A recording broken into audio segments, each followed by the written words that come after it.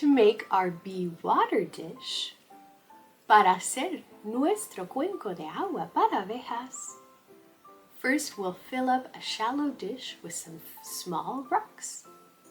Primero vamos a llenar nuestro plato llano con pocas piedras.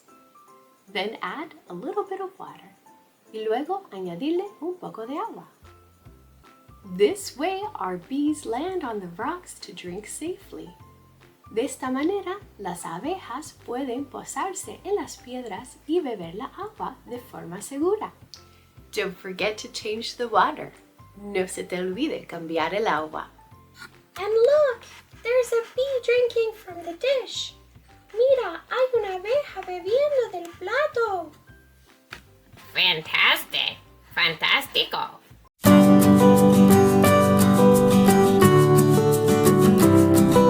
Subscribe.